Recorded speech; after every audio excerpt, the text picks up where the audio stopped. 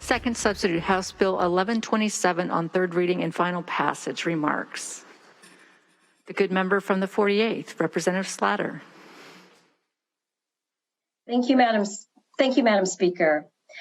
Technology and telemedicine has transformed access to healthcare in the age of COVID-19 because it allows us to connect one-on-one with our healthcare providers. And just like in a clinic visit, your personal health information is protected from disclosure by law without your consent or knowledge. It cannot be disclosed without your consent or knowledge. But privacy in the public health space is decidedly different.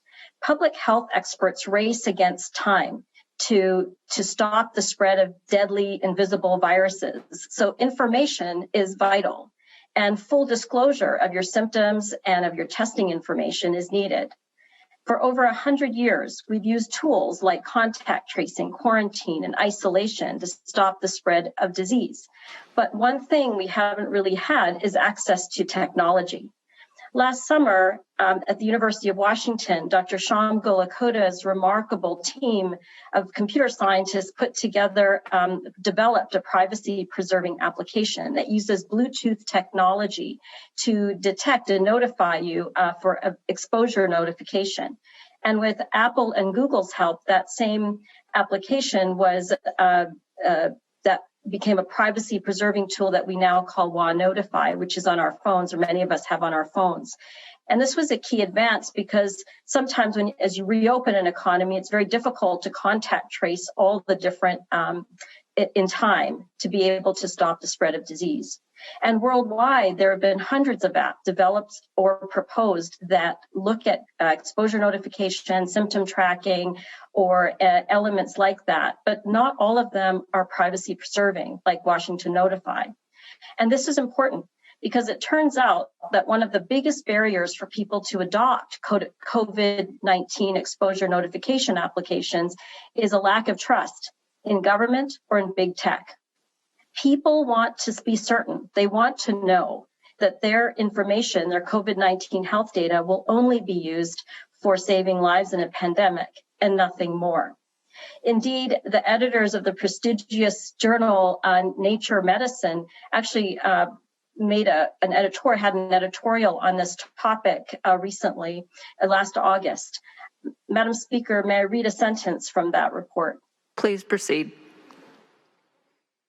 The rapid rollout of digital health approaches in the ongoing global COVID-19 pandemic has neglected to prioritize data privacy and is a missed opportunity for building users' trust in these technologies for future outbreaks and quotidian healthcare. I did look up quotidian, it means daily, by the way. This bill is not an easy one to explain because it lives at the complex intersection of privacy and public health. On a policy level, it seeks to strike a balance between the use of technology to combat a deadly virus while still protecting our civil liberties. On a more basic level, I believe it can save lives as we look hopefully to a resolution of this crisis.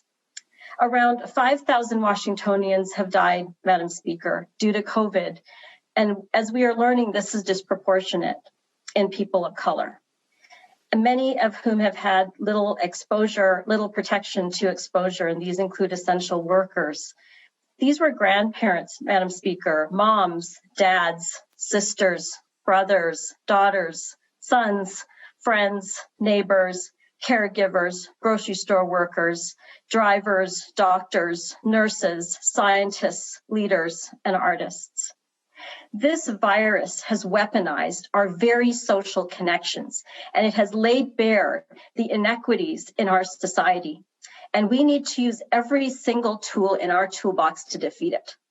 But our COVID-19 health data should only be used for that purpose and nothing more. And that's what this bill requires. In this bill, your healthcare provider and public health agencies are exempted, but other government agencies, businesses, and organizations collecting COVID-19 health data digitally or electronically or using an app can use it only for a public health purpose. requires affirmative consent that's as easy to withdraw as it is to give, transparency as to who has access to it, and it cannot be disclosed or used for advertising or key e-commerce or as a barrier to employment, insurance, housing, finance, or educational opportunities, or for an immigration, law enforcement purpose that's not well defined. And it requires that the data be destroyed after 30 days.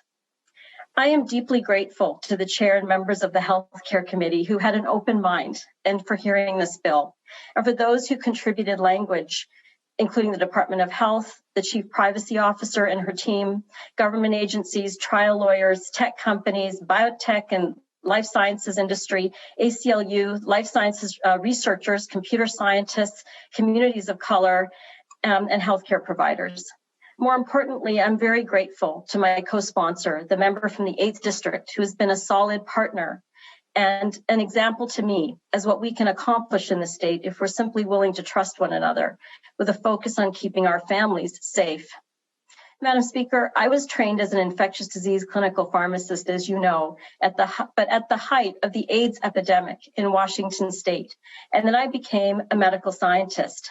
I chose that path after seeing the heartbreaking, tragic impact of those who died by a virus that had few treatment options. And I also saw the discrimination and barriers for even developing treatment options. But I also saw the determination, ingenuity, and resilience of people who overcame all of that. Right now, with this crisis, people are exhausted. But I have hope that we are headed in the right direction. Trust in all our tools, including digital tools, can help save lives and open our economy as we emerge from this public health crisis. And this bill ends in 2022, so more work will need to be done in the future.